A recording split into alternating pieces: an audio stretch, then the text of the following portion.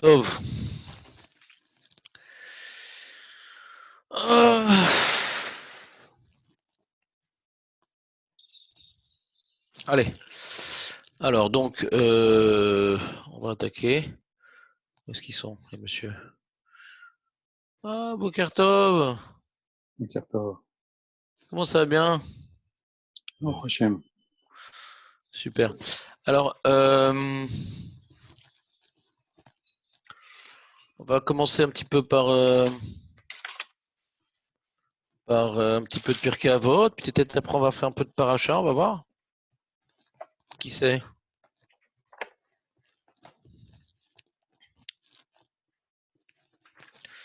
Alors, dans Pirkei Avot, nous étions en train d'expliquer. Ah oui, c'est intéressant. On était en train d'expliquer Aselecha Rav, Uknelecha Chaver. C'est ça? C'est putain qu'on est en train de faire, non?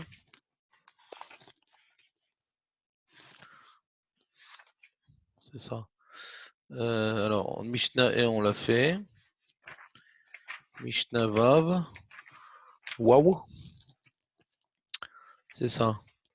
Yushua ben Perachia, Venita Yarbeli. Kiblou men.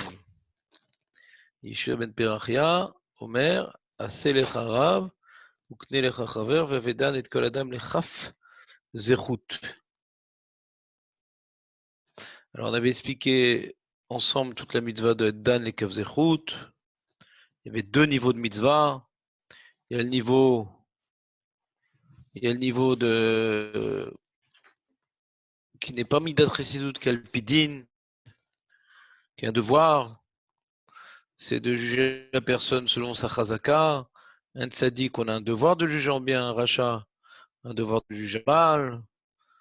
On ne te demande pas d'être un abruti. Va être kol adam, quelqu'un que tu connais pas, hein, juge-le en bien. C'est une créature d'Hachem. Ouais, Hachem il est bon, Hachem il est juste, Hachem il est grand. Toute créature est amenée à lui ressembler. Donc quand tu connais pas, interprète ses actes. C'est pas un devoir parce que tu connais pas. On peut pas sur ça appliquer Betsedek Tishpot Amitecha. Le pasuk avec Gemara rapporte pour dire que qu'il faut juger en bien tzaddik.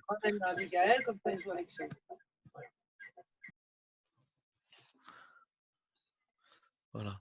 Et donc c'est pas un devoir ou de minadine, de justice, d'être droit et juste quand tu connais pas. Tu connais pas. Dis ouais, mais fais un effort de juger en bien, même celui que tu connais pas. Parce qu'a priori, étant une créature d'Hachem, pourquoi tu juges en mal? Tu connais pas, pourquoi tu juges en mal? Ça, c'est une réalité sur la vie en vérité. Il y a des gens, tu vois, ils sont pessimistes. Il y a des gens, ils sont optimistes. Ouais. C'est un problème d'être pessimiste. Parce que la vie, c'est Hachem qui nous l'envoie. Les événements, c'est Hachem qui nous envoie. Donc, celui qui est pessimiste, c'est qu'il loue Hachem est méchant, quoi. Hachem, il est cruel. Hachem, il est. De juger négativement ce qui nous arrive, ce qui nous est arrivé, ce qui va nous arriver. C'est porter un regard pas sur la vie, c'est porter un regard sur Dieu, quoi. Sur Akadosh Baruch Hu. Alors pareil, de juger de manière négative un homme qu'on ne connaît pas, c'est également porter un jugement sur Dieu. C'est-à-dire, qui te dit que cette personne a fait le mal? C'est-à-dire, a priori, tant que tu sais pas, alors positive. Pourquoi tu broies du négatif? Pourquoi tu es tout en train de penser au mal? Le monde, il devrait avoir une tendance positive, le monde, provenant d'Akadosh Baruch Hu. Quand tu vois un rachat, on ne te demande pas d'être un abruti, il prend la voiture Shabbat, il dit ah non, Kaniré, il va à l'hôpital. Mais tu sais très bien que le mec, il fait pas Shabbat, arrête d'être un abruti. Mais quand maintenant tu le connais pas, le mec, qu'est-ce que tu gagnes de juger en mal? Qu'est-ce que tu gagnes? Tu perds parce que tu juges le monde en mal. Et le monde, il vient d'Akadosh Baruch Hu, il est bon, le monde. C'est la preuve du contraire, tout est bien. C'est la preuve du contraire, tout est bien. Pourquoi je... La même manière que le tzaddik, il faut le juger en bien parce qu'il y a une chazaka. Il y a une chazaka. Chazaka en français, ça veut dire une statistiquement Une on présomption. tranche. Présomption, c'est bien dit, mais c'est un peu trop savant pour On n'est nous pas, tous. on n'est pas à Marseille pourtant. On n'est pas quoi? On n'est pas À Marseille? à Marseille, ils parlent pas bien français à Marseille? Non, c'est pour le savant. Ah, ok. Donc, présomption, c'est dur comme terme. Moi, j'aurais préféré un terme plus explicite de Chazaka. Chazaka, c'est il y a une dynamique. Il y a une dynamique, c'est-à-dire on juge l'état présent par rapport à ce que dans le passé on a vu se faire. On a vu maintenant que le mikvé il était rempli comme il fallait. Maintenant il est chasser. Maintenant il manque de l'eau dans le mikvé et on a trempé des femmes là-bas. Elles se sont trempées. Alors la dernière femme qui a vu qu'il était il manquait dans le chour, alors elle doit se retremper. Mais les autres, on dit non. Tant qu'on n'a pas vu, il y a une chazaka. Il y a on garde la dynamique. Puisque c'était cachère, tant que maintenant on n'a pas d'information que c'est pas cachère, on dit que c'est resté cachère. C'est une chazaka. On apprend la chazaka justement de Metzora, de la paracha la semaine dernière. C'est le Kohen, il rentre dans la maison, il voit la tâche, c'est la taille qu'il faut pour impurifier la maison, pour déclarer impure la maison. Et quand il sort de la maison, peut-être ça a diminué, parce que ces tâches-là de Metzora, hein, c'était évolutif, ça grandissait, ça diminuait. C'est pour ça que le Kohen devait juger. Il ne peut pas rendre tamé maintenant, parce qu'il va se rendre tamé lui-même. Donc, on attend qu'il sorte, et il va dire tamé. Mais peut-être ça diminue déjà. De là, on apprend la chazaka. Puisqu'il a vu que c'était d'une certaine taille pour rendre tamé, ouais, la dynamique, je l'ai vu comme ça, pourquoi dire que ça a changé? Pourquoi dire que ça a changé? C'est resté tel que c'était. Tant qu'on n'a pas d'informations supplémentaires, on dit que c'est resté tel que c'était. Alors pareil, le tzaddik, tant que j'ai pas d'informations qui contredisent clairement, sans interpréter, qu'il est plus de tzaddik. Alors il est tzaddik. Un rachat, tant qu'il n'y a pas d'informations claires, objectives, témoignages, directs, qu'il a changé, eh ben, il est le même. Donc la même manière qu'il faut juger les gens selon leur chazaka, il faut juger le monde aussi avec la chazaka. Hachem, il a créé le monde, Vayar Kitov. Il a créé un monde qui est bon. Hachem, il est bon. Ouais. Ce qui nous arrive, c'est pour le bien. Celui qui interprète mal les choses, qui dit ah le monde il est pourri, ah les gens ils sont pourris. Alors quelque part, ouais, il va contre la chazaka. Et Hachem il a créé le monde comme ça. Ça c'est la dynamique du monde d'être tov. C'est la dynamique du monde d'être pour le bien. Si tu le vois pas, c'est ton problème. Mais c'est ça la réalité du monde. Donc la manière qu'il faut juger les gens selon leur chazaka, le monde étant une création d'Akadosh Baruch Hu, qui est pour le bien, qui est bien et qui est pour le bien, alors il faut juger dans sa chazaka, juger bien le monde. Quand tu juges mal le monde, tu juges mal Akadosh Baruch Hu. C'est toute la mitzvah du Shabbat. Shabbat, il y a une âne de Zecher le Maaseh Bereshit, mais pas uniquement que tu te rappelles qu'Hachem a créé le monde. Si tu te rappelles qu'Hachem a créé le monde, tu te dis, ah, mais qu'est-ce qui est pourri ce monde purée. Alors, il ne faut pas que tu fasses Shabbat. Bien sûr, tu vas faire Shabbat, mais on parle philosophiquement en termes d'Alakha Baro. Même celui qui est pessimiste, il n'est pas tour de Shabbat. Même celui qui est pessimiste, il n'est pas tour de Shabbat. Mais dans l'idée du Shabbat, on avait expliqué par rapport aux Goïm, que les Goïm, eux qui n'ont pas la Torah, qui n'ont pas les mitzvot, donc peut-être pour eux, la vie elle est dure. Ils pourraient croire que la vie c'est vraiment pourri. Donc eux, même qu'ils doivent prendre conscience que Hachem il a créé le monde. Eux, même qu'ils doivent prendre conscience que Hachem il a créé le monde. Ah, pourquoi ils n'ont pas la mitzvah du Shabbat? Parce que quand tu veux leur imposer de prendre conscience que Hachem crée le monde, puisqu'ils n'ont pas Torah mitzvot, la vie elle est dure. Ils vont avoir des problèmes avec leurs femmes, leurs enfants, leur travail, leur etc. Donc la vie elle est dure, c'est une destinée de déception. Donc, leur demande pas de témoigner sur la réalité du monde par un jour de repos. Parce qu'ils vont dire, Dieu, il a créé le monde, mais qu'est-ce qu'il est pourri, le monde. D'ailleurs, c'est ce qu'ils ont dit les chrétiens, quoi. Les chrétiens disent le monde, c'est un monde de souffrance, un monde de fautes. Donc l'autre, il est mort pour nous, pour expier nos fautes. Et nous, on ne peut pas faire de bonnes actions pour expier nos fautes. Donc il n'y a que la foi, parce que les mitzvot, ça rien, on ne peut pas s'améliorer. Donc c'est vraiment un monde pourri, quoi, d'après eux. Le monde, il est pourri. C'est ce qu'ils appellent le bas monde, quoi. La vallée des pleurs. Donc pour eux, c'est un monde pourri, quoi. Donc on ne veut pas qu'ils fassent Shabbat. Ils vont s'arrêter, ils vont réfléchir sur la nature du monde, ils vont tout simplement blasphémer en parlant de la création divine. Mais nous, qu'on a reçu Torah et Mitzvot et qu'on voit qu'on arrive à avancer, Baruch Hashem, on arrive à progresser. Donc on voit que le monde, ce qui semblait être négatif, en vérité, c'était un tremplin pour progresser, pour avancer, pour s'élever. Donc Baruch Hashem, quand on s'arrête Shabbat, on fait le bilan de ce qu'on a essayé de faire, des bonnes choses, ouais. C'est le Teilim de Shabbat, ouais. Mizmor Shir Yom HaShabbat, Tov Leodot Lachem, Tov Leodot Lachem. C'est un jour où on s'assoit, on réfléchit, comme avec Jourou, il s'est arrêté après 6 jours de création pour témoigner que Vayar Kitov, c'est bien ce que j'ai fait. Optimiser la chose, positiver la chose. C'est un jour où on doit être à Goua, on doit manger, on doit dormir, on doit bien dans sa peau. Quand tu n'es pas bien dans sa peau, quand tu as faim, quand tu es fatigué, tout est noir. Tout est noir. Tu viens tout noircir quand tu n'es pas bien. Tout noircir. En Shabbat, tu vas essayer d'être bien. Comme ça, tu vas pouvoir regarder le monde de manière beaucoup plus positive, beaucoup plus lumineuse. Onek Shabbat, Nerot Shabbat, la lumière, pas d'obscurité. Shalom, l'harmonie. Oneg, il me manque rien. Comme ça, on peut regarder le monde avec beaucoup plus de. Réanalyser toute la semaine. Naturellement, un homme, quand il s'arrête, il réfléchit. Il réfléchit à ce qui s'est passé. Parce que Shabbat, on m'interdit. Alors, réfléchir, tu peux réfléchir ce que tu veux, Al-Pi Halacha. Mais on n'a pas là de parler de projet. Donc, du coup, la parole, elle a une influence sur l'esprit. L'Halacha, elle ne peut pas m'imposer d'interdire de réfléchir. C'est au-delà de mes forces.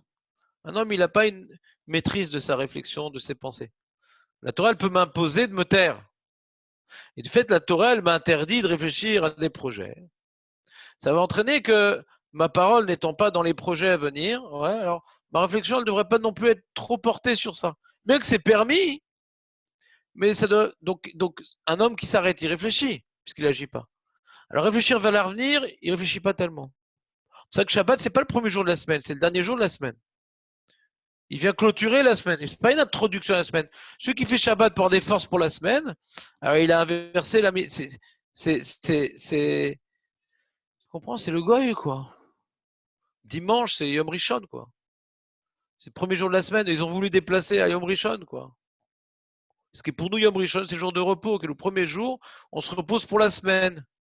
Nous, c'est Yom HaShevi'i, c'est le dernier jour. C'est-à-dire, on s'assoit et naturellement, un homme qui arrête de travailler, il réfléchit.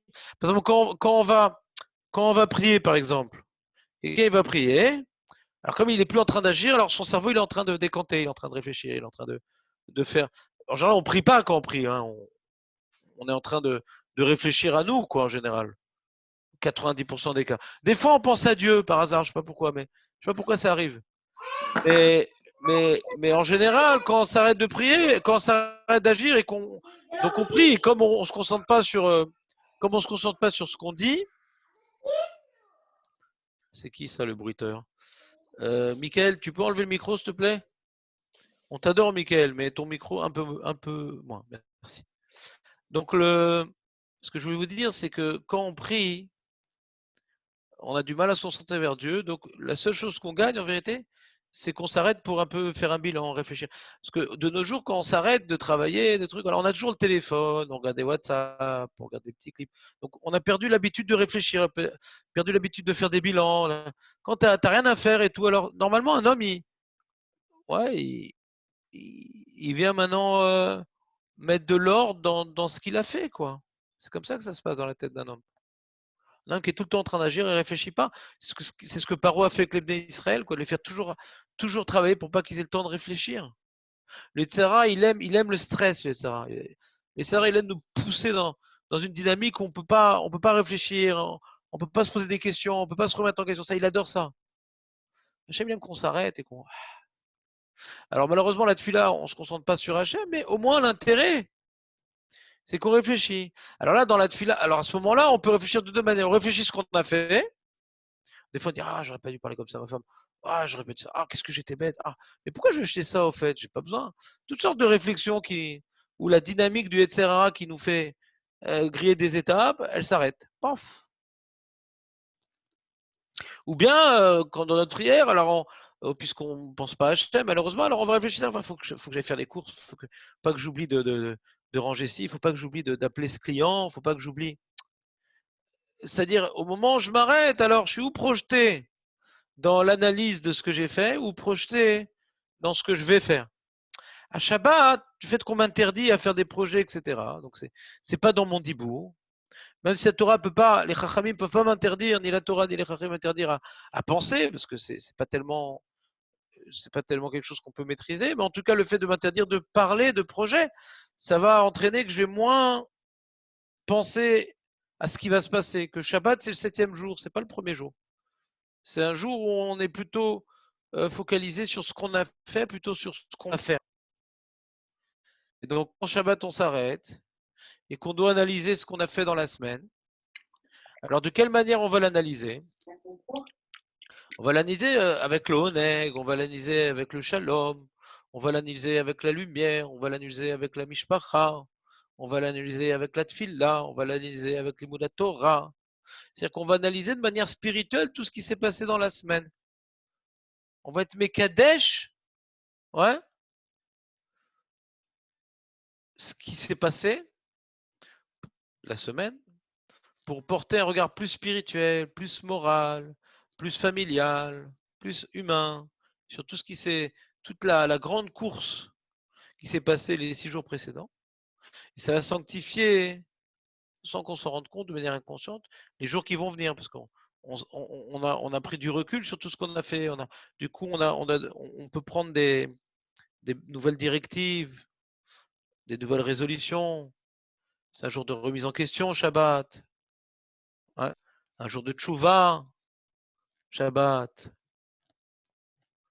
Parce qu'on s'arrête pour réfléchir de manière positive. Positive. Et pourquoi je vous parle de tout ça? C'est par rapport à la Mishnah. La Mishnah dit, puisqu'Hachem il est bon, puisqu'il a créé un monde qui est bon, quand tu ne sais pas ce qui va t'arriver, alors Hachem il est tov, la maïra. Quand tu vois quelqu'un que tu ne sais pas ce qu'il vaut, ben Adam tov, la maora. C'est une créature d'Hachem.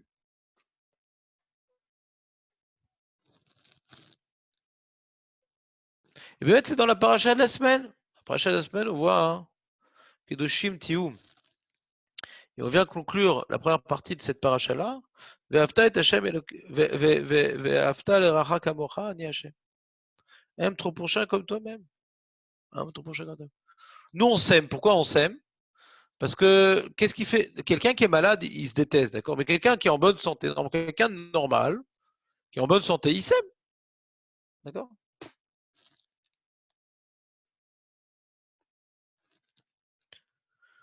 C'est comme ça.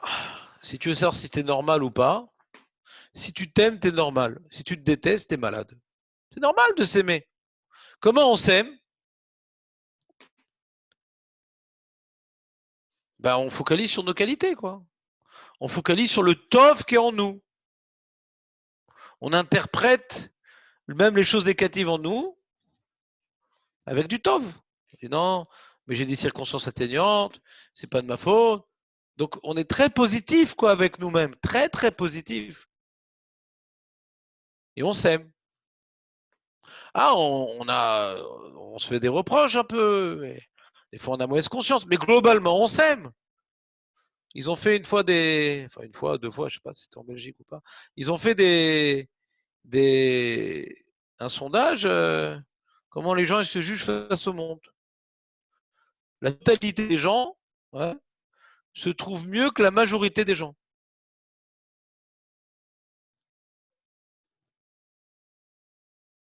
Vous avez compris ou pas? Ils ont posé. Comment vous vous trouvez par rapport à la majorité? Ah, je suis mieux que la majorité. Je suis pas le meilleur, mais je suis mieux que la majorité. Mais tous les gens se trouvent mieux. Enfin, la quasi. Il y a des gens malades, ouais. Mais donc c'est une minorité, gens malades. Les gens en bonne santé se trouvent mieux que la majorité. Parce que moi, je vole pas, moi, je triche pas, moi, je frappe pas, etc. Et chacun, il a des qualités que la majorité n'a pas. Il focalise dessus et il oublie les défauts que la majorité n'a pas. C'est comme ça. Donc on s'aime. Comment les statistiques ont traduit ce passouk? Aime l'autre comme toi-même, c'est-à-dire que tu t'aimes, ouais. On voit du passouk qu'on doit, puisqu'on s'aime, faut aimer l'autre. C'est-à-dire que la Torah, elle prend comme postulat qu'on s'aime. C'est un postulat de s'aimer. Si tu t'aimes pas, alors t'es pas tout, hein. T'es pas tout de plein de mitzvot si tu t'aimes pas. Tu t'appelles malade, quoi. T'as relé. Donc il y a un postulat de Torah, on voit qu'on s'aime, on te demande de la manière que tu arrives à t'aimer toi-même, comment tu arrives à t'aimer toi-même?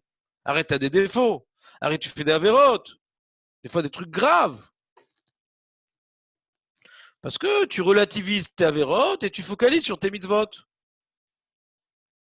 Ben, même l'autre, pareil, hein, aussi. Ah, mais comment je fais pour l'aimer, lui, ce pourri? Mais il a pas de qualité, je comprends pas. Tu peux pas relativiser ce qu'il a fait, je comprends pas. Ah, c'est dur. Mais tu y arrives avec toi-même, je comprends pas. Avec toi-même, tu n'y arrives pas? Tu arrives tellement bien que tu réfléchis même pas, c'est automatique. Automatique. Des fois, le mec, il se plaint parce que malheureusement, il s'est marié, malheureusement, il a eu des enfants. Et encore plus, malheureusement, ils sont à l'âge de l'adolescence. La totale, quoi, le mec. Tu te rends compte? S'il avait su. Et me mettre les gosses à l'adolescence, pas tous, mais en général, euh, c'est assez sauvage, quoi, comme animal. C'est-à-dire, il y a une région en Inde qui s'appelle Bali. Ouais.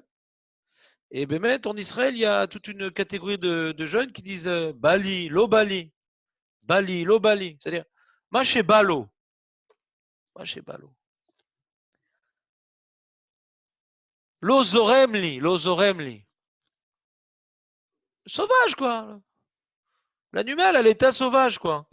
Alors, non seulement il se complaît dans une technologie étouffante et restreignante, téléphone toute la journée, nanana, WhatsApp, un jeu, truc, sans parler des choses plus graves.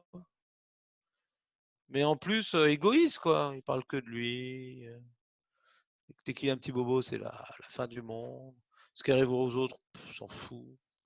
Non seulement il parle que de lui, mais il aide pas à la maison. Il gêne en plus. Il gêne.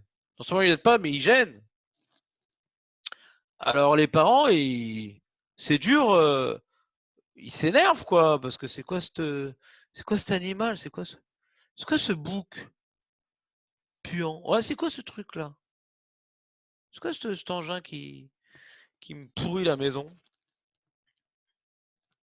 Il me réveille la nuit, il fait du bruit, il finit tous les gâteaux et il salit tout, il nettoie pas après. Et puis après, quand il fait les courses, il dit non, non, prenez pas le coca que j'ai acheté, hein, c'est moi qui l'ai acheté. Attends, c'est avec ma carte bleue. Ah, mais je l'ai réservé pour Shabbat. Vraiment le centrifuge, quoi, tout tourne autour de lui. Donc, c'est dur de l'aimer. Surtout parce que, pourquoi c'est dur de l'aimer? Les enfants, naturellement, on les aime, mais comme maintenant ils sont tes ennemis, c'est-à-dire ils te volent ton espace vital, ils, ils bousculent ton confort, ils te contredisent. Donc, je veux bien aimer mon enfant naturellement parce que c'est l'excroissance de ma chair, de mon être. Mais comme maintenant il vient me pourrir mon lieu d'intimité, alors ça crée des tensions quand même pas faciles, quoi. C'est pas facile. Pas facile du tout. J'ai dit, mais il n'a pas de qualité. Il n'a pas de qualité. Aucune qualité.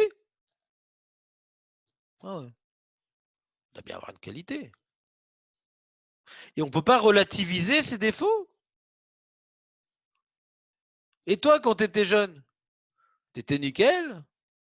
Alors, si tu dis que tu étais nickel, alors il y a des médicaments pour la mémoire, ça existe. Alors, en général, ils disent que ces médicaments, c'est pour pas que la mémoire s'abîme plus, mais ça permet pas de se rappeler des événements anciens, c'est vrai. Donc, on est mal barré. Mais si Mehmet, on se rappelle pas comment on était quand on était jeune. Ah, c'est vrai que chaque époque a ses problèmes, on n'avait pas forcément ces téléphones, ces trucs, nanana. Il y avait peut-être moins de lourdeur et tout. Mais d'une manière relative par rapport à ce que nos parents attendaient de nous, ouais, par rapport à ce que nos parents attendaient de nous, et par rapport à ce que nos parents étaient capables de faire quand eux ils étaient adolescents, on peut déjà voir un décalage entre eux quand ils étaient adolescents et nous quand on était adolescents. Un grand décalage. Eux, quand ils étaient adolescents, peut-être ils fumaient une petite clope en cachette et tout, mais ils travaillaient à l'école, c'était dur la vie, c'était pas des glandeurs. Il n'y avait pas encore les jeux vidéo et les discothèques et traîner toute la nuit dehors et tout. C'était relatif, une petite soirée, un petit bal de pompier, un petit truc. Tranquille, quoi. Si on voit le décalage entre l'adolescence de nos parents et notre adolescence, ouais, à la fac, qu'est-ce qu'on a pu glander à la fac? Punaise, qu'est-ce qu'on a pu glander? Heureusement qu'il y avait septembre pour qu'on bosse un peu. Mais et eux, non, ils devaient réussir, hein. Ils viennent d'Algérie, de ci, de ça, ou de Pologne, pire encore. Donc, fallait qu'ils réussissent, ouais. Et nous, bah, on était sur les pâquerettes de la réussite de nos parents et on se laissait vivre, quoi. Donc, quand on voit le décalage entre leur adolescence et notre adolescence, je ne sais pas s'il est plus grand ce décalage qu'avec notre adolescence et l'adolescence des enfants. Donc c'est ça qu'il faut regarder. Faut pas comparer Bidou. Moi, quand j'étais adolescent, je faisais pas ça. Oui, mais tes parents, quand ils étaient adolescents, ils faisaient pas ce que tu faisais quand tu étais adolescent. Donc il faut relativiser. Mais ils ont pas de qualité, ces gosses. Attends. Il y a des gosses qui frappent leurs parents, des gosses qui insultent. Il est gentil, mais regarde, il souffle, le mec. Le mec, il a une recherche identitaire. C'est pas qu'il se bat contre toi, il se bat contre lui-même. Il se bat pas contre, il se bat contre lui-même. Il sait pas qui il est, il sait pas où il va, il est embrouillé. Il n'a pas de combat contre toi. Sauf que toi, tu l'étouffes parce que lui, alors qu'il cherche son ego, il cherche son moi, ouais. Il est en émoi pour chercher son moi. Et toi, t'es un vrai gag parce que tu l'embrouilles, ouais. Alors, le problème, c'est que tu ne le laisses pas. Alors, c'est vrai que il a le droit de se chercher, il a le droit de faire des choses. Il a le droit aussi de respecter ton espace vital. Il faut faire la part des choses entre cette fille-là, son limut Torah, ses mitzvot, ouais, ses averot, c'est son problème. Je parle d'un adolescent. C'est son problème. Tu ne te mêles pas ni de cette fille-là, ni de ses averot, de son schéma. Tu ne te mêles pas. Il est en train de se chercher. C'est pas ton problème ce qu'il fait quand même. Ton problème, c'est s'il t'étouffe, s'il te frappe, s'il te crie, s'il te salit ton salon. Ce qu'il fait dans sa chambre, il fait ce qu'il veut. Mais dans les lieux publics, la maison, dans les lieux, là, tu as le droit de te protéger. T'es pas obligé de, tu vas pas forcément crier. Plus tu vas respecter son espace vital à lui réservé, et plus il aura les forces de respecter ton espace vital dans les lieux communs familiaux. Mais si tu l'étouffes dans son espace individuel, ah, tu t'es pas levé, tu n'as pas prié, ah, c'est ça la vie, toute la journée sur ton téléphone, ah, alors, il dit, attends, mon père il me prend la tête. Il a plus de respect pour toi parce que tu n'as pas de respect pour lui. Tu te rends pas compte qu'il souffre, tu te rends pas compte qu'il est dans la guerre, tu te rends pas compte qu'il est en train de se chercher. Tu crois qu'il se rebelle contre toi. Rien du tout, il a rien à voir avec toi. Il a un problème en lui, il se cherche. Pas il te cherche. Ah, il me cherche là. Ah là là, il me cherche. Mais il se cherche. Donc le sujet qu'on est en train de développer, c'est aimer l'autre comme soi-même. La même manière que nous, on arrive à s'aimer facilement. Pourquoi? Pourtant, on a des avérotes, hein. T'imagines après 120 ans tout ce qu'on va dévoiler? D'ailleurs, on pourra plus rien cacher là. Hein. L'archouma. La vérote. Puisqu'on pense être des mitzvot, des fois, hein, c'est stam. Donc on peut être négatif sur nous-mêmes, on ne le fait pas. On a une grande Baruch Hashem, si on est en bonne santé, on sera focalisé, dis-moi, moi je suis un mec bien parce que j'ai l'habitude de faire ce genre de mitzvot que les autres ne font pas trop. C'est bien, pense comme ça, la malo. C'est pas de la gava. Il faut bien exister un petit peu. Et tu vas relativiser tes avérotes. C'est vrai, je fais avérotes, mais mes parents, et puis je fais tchouva, et puis mon environnement, et puis des fois le joker. Ma femme, bon, elle n'est pas très religieuse, donc je ne veux pas non plus être trop religieux. On t'a pas demandé de lui forcer à faire des choses. Sois parfait, donne envie. C'est quoi cette route? plus tu seras parfait, plus tu seras kadosh, et plus la femme, elle a envie de faire, de faire partie de cette grande aventure qu'est la Goudoucha. Mais si t'es une vache. On dit toujours à la vache de se taire pour pas qu'elle tombe trop bas. On dit à la parachute, ouais. Mais donc concrètement, ce que je voulais dire, de la même manière qu'on peut s'aimer facilement en focalisant, en grossissant nos mitzvot et en relativisant nos verrots, il faut faire pareil. J'ai donné l'exemple de l'adolescence parce que c'est l'exemple de l'invasion chez nous. C'est un grand travail de midot. Les gens qui travaillent leur midot avec l'extérieur, avec les amis, avec même les voleurs, ils s'arrangent, quoi. Mais chez eux, déjà, il a honte de son gosse et tout, et puis c'est chez lui, ça le prend la tête, et puis tout le temps en train de regarder son échec, quoi. C'est son échec, quoi. Donc, comme c'est son échec, il ne supporte pas. Et donc, il a un problème avec lui-même, et donc il a du mal à éduquer son enfant. Il est tout le temps en train de se battre avec lui-même. C'est mon échec, qu'est-ce qu'il est nul, qu'est-ce qu'il est. Donc, dans ce cas-là qui est douloureux, ouais, c'est très douloureux la période de l'adolescence, qui est normale, c'est bien qu'il cherche, quoi. Si tu veux que cette période dure très très longtemps, eh ben, prends-lui la tête, quoi. Il y a une ségoula, si on veut que l'adolescence dure jusqu'à 28, 30, 35 ans, ouais, du mec, ça peut arriver, ouais. Bah, tu l'empêches de chercher parce que tu es en train de te mêler de ses cherchades, quoi. Tu es en train de lui prendre la tête.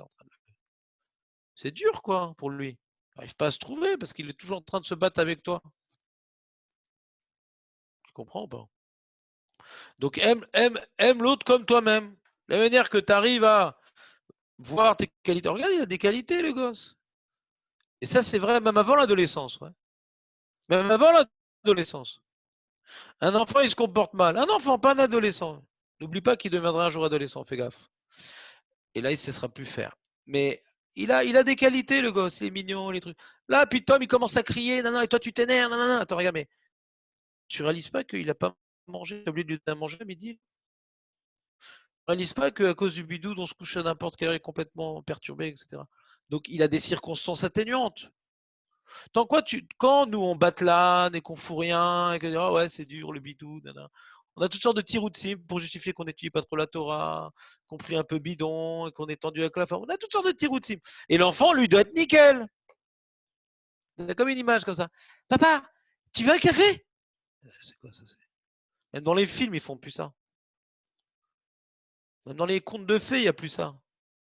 Maintenant tous les contes de fées c'est avec des vampires et des zombies. Il n'y a plus ça. Donc qu'est-ce qui se passe? La manière qu'on relativise nos difficultés en bidoude, ben lui, c'est pas dur pour l'enfant, il sort pas, il peut pas jouer, etc. Donc avant l'adolescent, Mirklal, aime ton enfant comme toi-même, la manière que tu es gentil avec toi-même et tout. Quand t'as pas mangé, quand tu es fatigué, dis ah excuse-moi chérie, je n'ai pas mangé, je suis pas fatigué. Et le gosse, il n'a pas mangé, il est fatigué, on l'éclate. Donc l'enfant, pour qu'il grandisse bien et qu'il arrive à bien se trouver, il faut qu'il reçoive de l'amour. Pour recevoir de l'amour, c'est quoi de l'amour? C'est si on arrive à aimer un enfant, c'est pas quand il est gentil et qu'il est parfait. Aimer un enfant, c'est savoir. C'est pas dire je t'aime, Stam. C'est l'aimer pour ses vraies qualités. Donc c'est focaliser sur ses vraies qualités. Il faut que ça ait un amour amiti. Sur ses vraies qualités, il faut focaliser. Il faut relativiser ses défauts. Comme ça, on développe de l'amour. Que comme ça. La même manière qu'on a de l'amour envers nous-mêmes.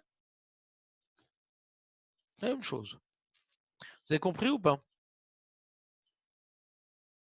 Ouais, bon, prochaine. Mais ça veut dire qu'il faut le laisser, entre guillemets, C'est qui lui? C'est qui lui?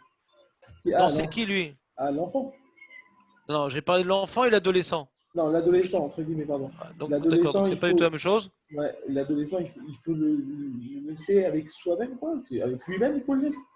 Il faut le laisser Ouais, bien sûr. Ouais. s'épanouir Bah, lui-même. non, mais ça dépend de quel adolescent. Si l'adolescent dit papa, qu'est-ce que je fais? Ah non, non, débrouille-toi tout seul. Papa, j'ai un conseil. Non, non, non, non. Va dans ta chambre, je t'achète un iPhone, sois Michael Shabbat. On parle pas que c'est toi qui le dirige à être un bouc, ouais. Mais lui, maintenant, il est dans sa crise, ouais. L'adolescence, c'est pas un âge, ouais. Il peut faire sa crise d'adolescence à 20 ans aussi. Il peut faire ça à 12 ans. Il peut faire ça à 8 ans. C'est une certaine rébellion. Hein. C'est une rébellion où l'orotse les kabel mimcha. Le jour où l'orotse kabel mimcha, tafsik. Ou l'orotse kabel kloum mimcha, tafsik. Tafsik. Tu dois lui imposer des règles à la maison qui ne le concernent pas, qui ne concernent que la maison, mais pas lui. Pas lui. Tu veux avec ton téléphone, tu veux être Merachah, très bien. Dans ta chambre, fais ce que tu veux, c'est ta vie. Comme ça, quand il met le Shabbat, il pourra avoir un jour de mauvaise conscience, parce que c'est pas pour montrer les muscles à ses parents, c'est pas pour montrer qu'il est différent, parce que ses parents, ils s'en foutent. C'est pas leur problème. C'est ton problème, mon ami, fais ce que tu veux. Comme ça, il va pouvoir être confronté à son Chilul Shabbat, ouais, sans que ce soit lié à ses parents. C'est son Chilul Shabbat, c'est sa vie. Il veut plus recevoir de toi. Ça y est, c'est un adolescent. Alors tu dois lui imposer, d'accord, tu ne veux pas recevoir de moi, il n'y a pas de problème. C'est ta vie, tu veux te construire, c'est normal, tu es un grand garçon, tu es responsable. Alors, des fois, on a du mal à dire respirer, non, non, ponçable. Je vais faire d'abord en 2 mots parce que j'arrive pas. Pousse, j'arrive pas. Bon, on revient demain. Tu es responsable, je l'ai dit, c'est bon. Et après, c'est naturel et tout. Il dit, ah, mon père dit, je suis responsable, c'est bien et tout. Lui donner confiance. Il dit, ah, tu passes cette période difficile, mais t'es fort, toi. T'es fort. Comment ça, t'es fort? Il met Shabbat, toute la journée sur. Il vit la nuit, il dort toute la journée, il ne fout rien, il travaille pas. Mais t'es fort. Non, toi, t'es fort. Il y en a, Hachem, dans la même situation, et en plus, ils se comportent mal avec leurs parents, et en plus, si toi, t'as gardé des grands principes et tout, alors que t'es dans une période difficile, colle à cavote, maman, il faut pas dire n'importe quoi. Des choses vraies, quoi. Il faut relativiser. Et il entend, c'est vrai que je suis pas si pourri que ça. Parce qu'à Vera, plus il se sent pourri, plus il est pourri, parce que un mec, il se sent nul. Par exemple, quand un mec, il a des problèmes de shalom bayit et tout, il se sent nul et tout. Il a plus envie d'étudier la Torah, il a plus envie de prier, il a plus envie de rien faire. Tu te sens nul, t'as plus rien à faire. Le gosse, il se sent nul, ouais. Il se sent nul. Première chose, pourquoi ils sont nuls, c'est de ses parents. Mais arrête, c'est ça la vie, tu fous rien, travaille pas. Donc l'opinion dépend sur l'avant, c'est fondamental. Donc plus tu vas lui donner l'impression qu'il est nul, verbalement, donc ça marque, ça reste dans les oreilles, dans le cerveau. Plus maintenant, il va être dans une spirale de nullité, le mec. Tu l'as tué. Alors nous, on doit faire l'inverse. Ah, t'es bien et tout. C'est ce que faisait Aaron. Il voulait faire une vera, ouais, Odev Shalom, Rodev Shalom. Il dit, t'es un sadique, toi. Ah, Aaron, il dit que je suis un sadique et tout. S'il savait ce que j'avais fait, j'espère qu'il ne me verra pas faire un truc pareil. Puis si je suis un sadique, pourquoi je fais ça? C'est un truc BMI. Pareil que nos enfants. Pas forcément les adolescents, nos enfants. Le Rabbi Jacobson, il dit quand un enfant il veut pas faire le birkat, c'est pas un problème. Le problème, c'est quand il a fait le birkat et t'as pas fait kol hakavod.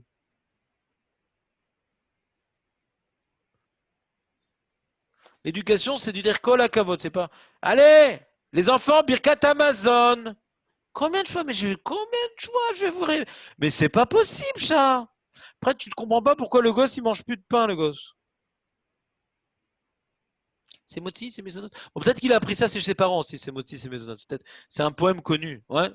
C'est Moti, c'est Maisonnote, c'est Moti. C'est un poème connu. Mais à part ça, c'est-à-dire, on peut l'écœurer du birkat. On peut l'écœurer du birkat, c'est-à-dire.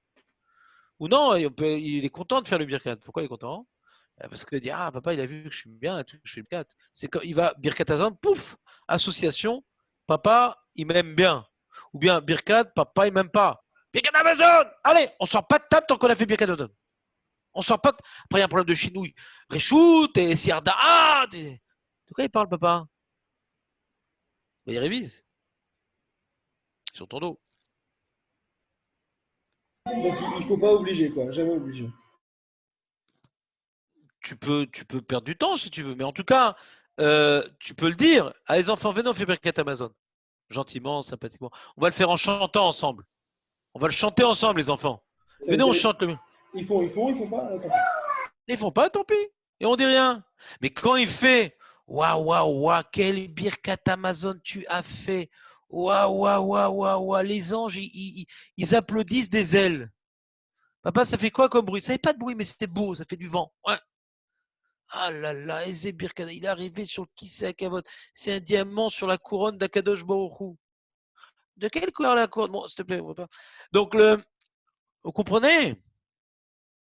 Et ça, peu importe l'âge de l'enfant. Non, c'est-à-dire quand il est adolescent, tu dois changer de machal, ouais. Mais là, par exemple, 4, 5 ans, 6 ans. Ah, d'accord. T'as toujours un problème entre enfant et adolescent. C'est pas de qui tu parles, Ah Benjamin. non, là, non, moi je Ouais. parle des enfants, pardon. Ouais. Alors, eh ben, l'enfant, je sais pas, moi, à toi de réfléchir, quoi. Je sais pas c'est pas un cours d'halakha, là, c'est un cours de. Il y a des enfants de 20 ans qui ont 5 ans, des enfants de 5 ans qui ont 10 ans. Je sais pas, qu'est-ce que je te dis? C'est pour ça que dans l'halakha, on parle de chinou, on parle jamais d'âge. Après, les poskim disent, ah, à notre époque, ça correspond à cet âge-là, etc. Tu comprends ou pas? Très bien. C'est comme, tu vois, il y a deux types de guerres dans la vie d'un homme. Il y a deux types de crises, de guerre. Il y a la guerre 14-18, ouais, et la guerre 39-45, tu comprends? Alors ça dépend des époques. Ça dépend des époques. Il y en a, aujourd'hui, c'est plutôt la guerre 12 ans à 22 ans. Qu'est-ce que je te dise? Mais ça dépend si tu l'accompagnes dans sa guerre, ouais, ou bien tu te mets dans ton bunker et chaque pierre qu'il envoie, tu l'envoies un bazooka, quoi. Tu crées la tranchée, quoi. Un enfant, il a besoin de trouver sa place dans la famille. Et cette recherche-là, elle n'est pas forcément douce. Parce qu'il doit de se différencier, ouais, pour dire qu'il existe. Cette nécessité, ouais, est imparable. La question, c'est comment tu réagis à cette, comment dire, à ce développement individuel que nous-mêmes nous avons eu. Comment on réagit à ça? Moi, quand j'ai fait ma recherche identitaire quand j'étais jeune, mes parents, ils étaient très très permissifs, ils laissaient faire ce que je voulais. Donc, j'ai eu aucune tension avec eux et ma recherche de rébellion m'a fait faire tchouva, quoi. Si mes parents m'avaient pris la tête, bah, peut-être j'aurais focalisé toute ma recherche de rébellion contre eux, quoi. Mais ils me laissaient faire ce que je voulais. Donc j'ai fait le tour du monde et j'ai vu qu'il n'y avait rien et voilà, je suis arrivé assez vite à la Torah, quoi. Je me rappelle pas avoir eu des conflits avec mes parents, quoi. C'est-à-dire, ils laissaient faire ce que je voulais, quoi. Donc c'était rapidos, quoi. J'ai un conflit avec moi-même, quoi. Donc il y a un grand principe, quand un gosse il commence à parler, il faut toujours réfléchir avant de répondre. Parce que premier réflexe de réponse, c'est je vais répondre parce qu'il m'a énervé, il m'a touché dans mon amour propre, il m'a désobéi. Donc d'abord, la première réflexe de réponse, c'est, euh, comment on appelle ça en français, c'est réflexe de survie où je repousse l'ennemi. Réflexe. Mais là, c'est pas éducateur. Il n'y a aucun chinour dans ça. Parce que je lui apprends à être une bête aussi. Et deuxièmement, pourquoi c'est pas éducateur? C'est que je réfléchis. Pourquoi il dit ça? Parce qu'il veut m'attaquer ou parce qu'il souffre d'une situation, etc. Donc je réfléchis et tout. Alors il n'a pas le droit. Il ne faut pas aussi installer une atmosphère de manque de respect, qui se parle mal avec les parents, etc. Mais si maintenant tu lui demandes des choses qui concernent sa vie, qui concernent son Shabbat, qui concernent ses copines, qui concernent son téléphone, bien sûr qu'il va te manquer de respect. Tu lui bouffes son espace vital, tu l'étouffes. Donc le mec, il va t'envoyer balader. Ça commence par des mots, ça finit par un coup de boule. Laisse-moi vivre, lâche-moi. Ou bien il va louer une direct des potes, il va faire toute la vérote que la Torah n'a pas imaginé. Garde-le à la maison, jette pas quelqu'un à la maison. Une fois, quelqu'un, il avait beaucoup d'enfants, il y a beaucoup d'enfants, et il y avait une fille qui a très mal tourné. Alors les gens disent, ouais, vas-y, jette-la à la maison, elle va te pourrir tous les autres gosses et tout, parce qu'elle ramène à la maison, comment elle s'habille, comment elle parle. Et il est parti chez Rav Eliashiv. Et Rav Eliashiv, oui, qu'est-ce que tu vas faire? Tu dois jeter tous les autres enfants de la maison et celui-là, tu le gardes. C'est qu'à jeter, tu vas placer chez les oncles, chez les si, qui sont comiteux, pas jeter dans la rue. Mais lui, il a besoin plus d'amour que les autres.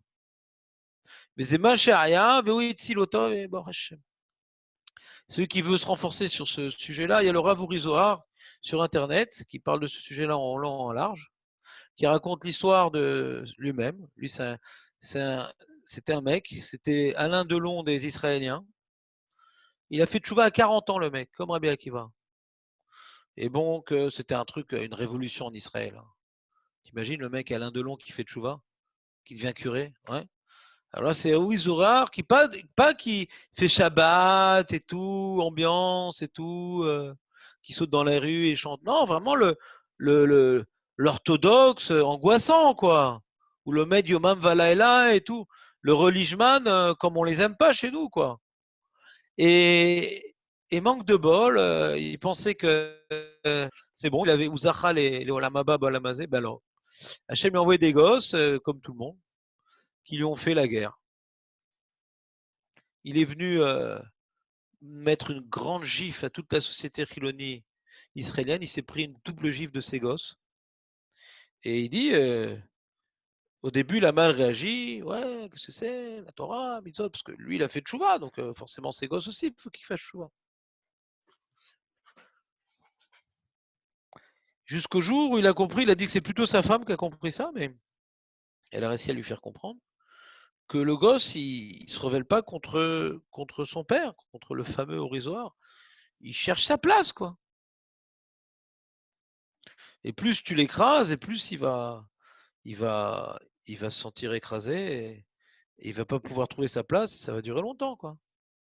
Et le jour où il a compris ça, alors il a mis en place ce qu'on est en train de discuter, ouais, avec bien entendu avec l'histoire du Rav Eliashiv et beaucoup d'histoires de grands rabbinim qui conseillent d'aller dans cette direction-là. Et il a dit son enfant, ouais, jusqu'à l'âge de 27 ans, il était complètement déconnecté de tout. Toute la journée, il dormait et le soir, il allait en discothèque, il faisait rien, ni travail, ni rien, jusqu'à 27 ans. Jusqu'à 27 ans. Et il se taisait, il revenait de la discothèque, lui préparait à manger, etc. L'homme Erkloum, Rakri Ouri, jusqu'à ce qu'il trouve sa place. Jusqu'à 27 ans, le mec. Et il a dit aujourd'hui, c'est un avraire. Ireshama, il me dit, Alvaï, que j'arrive à prier comme lui. Il dit, Adayom, il a du mal à se lever le matin. Il a un combat avec ça, mais c'est son combat. Il est mitmodèle avec ça. Et au début, quand il ne se levait pas, je lui faisais la guerre. Pourquoi tu n'as pas prié? Nanana. Il a un problème pour se lever le matin. De mal à saute. Il a un problème. On n'est pas parfait. Il y en a qui ont du mal. Il y en a qui n'ont pas de mal. Moi, j'ai pas de mal à lever le matin. Ouais. C'est pas un mérite. Hachem, il a fait comme ça depuis que je suis tout petit. Tout le monde faisait la grasse mat et moi, la grasse patte. Je savais pas où mettre mes pattes. Je m'ennuyais. J'aime pas rester au lit. J'aime pas. Je pense qu'après 120 ans, je n'aurai même pas un mérite sur ça. J'aime pas. Et là, que c'est très dur pour lui, le lit, c'est. Ou l'ochayav mita. Pour cela, tu comprends ou pas? Parce que les vacances ont été. Les vacances intimement liées au lit. On dit au lit day. C'est-à-dire toute la journée au lit, quoi. Donc, des fois, ça peut faire du bien. Donc là, c'est holiday. Tu vas pas l'envoyer dans la forêt, le renvoyer de la maison, Hollywood. Non, arrête ton cinéma, comme on dit à Ori. En tout cas, hein, ce qu'on est en train d'expliquer, c'est que le Rav Urizoar, celui qui a un problème, pour comprendre ce que je suis en train de vous dire, ouais, alors il peut ou télécharger les chiours de Rav Urizoar sur ça, sur Internet, ou bien me demande, j'en ai quelques-uns, je peux lui transmettre, très intéressant. Et pour comprendre, ça nous apprend l'adolescence, ça nous apprend la vie en vérité. Ça, c'est vrai avec les adolescents, mais c'est vrai avec les petits-enfants. Sauf que les petits-enfants, ils ne nous montrent pas la souffrance qu'on leur inflige. Mais c'est un effet ressort, quoi. Plus on les écrase et plus on les étouffe et plus on s'intéresse à notre confort et pas à leur épanouissement. Alors, les aider à trouver leur place. Et plus quand ils deviennent adolescents, ils se permettent de dire des choses, plus ça va être violent, quoi. L'adolescence est souvent proportionnelle à l'échec dans le respect qu'on aurait dû lui donner quand ils étaient petits, quoi. Vous comprenez?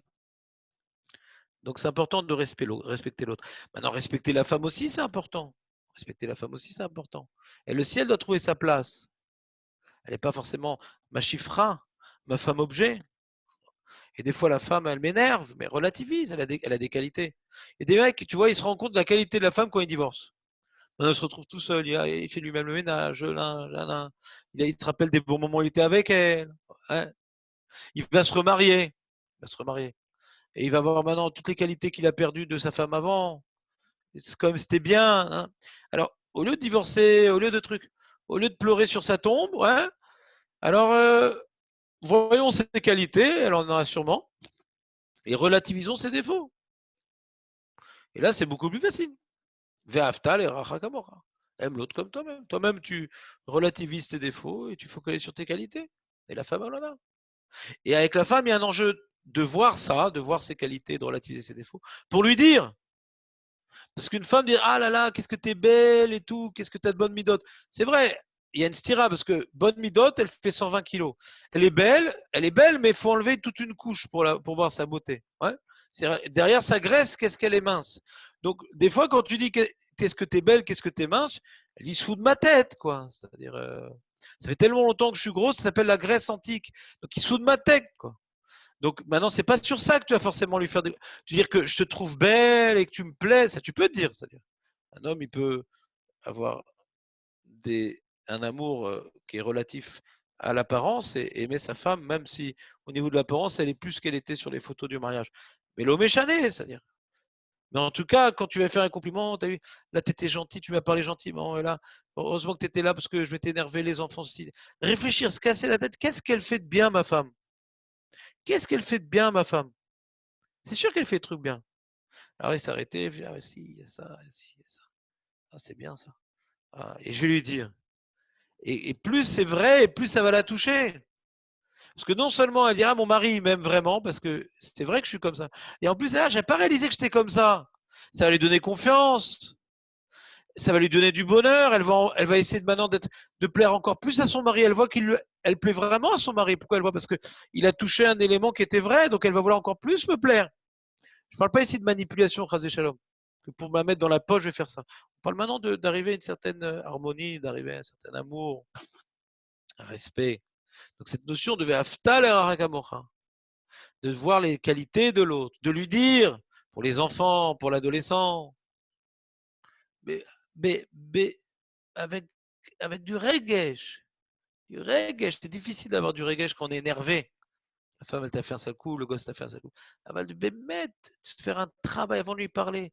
C'est beau quand même, il fait ça et tout, malgré tout qu'il est dans sa galère. Il fait attention à moi, il veut pas me faire trop de peine. C'est pour ça que il rentre des moments où je dors encore pour pas que je le vois dans cet état-là.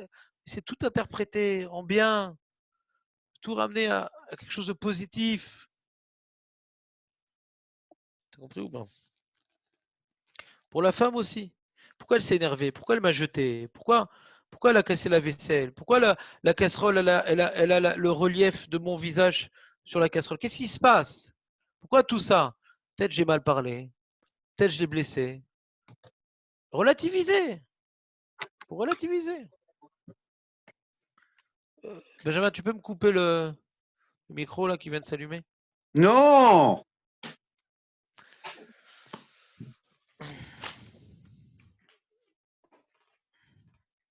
Merci, Benjamin. Alors, je voulais vous parler un peu de la paracha, si vous me permettez. Il ne reste pas beaucoup de temps.